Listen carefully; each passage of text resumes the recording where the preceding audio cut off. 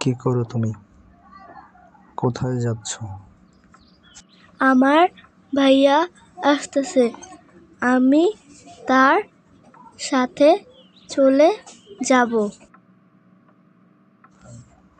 আমি কোনো ভুল করলে আমাকে বলতে তো পারো। আমাকে ছেড়ে যাওয়ার তো কোনো মানি হয় না।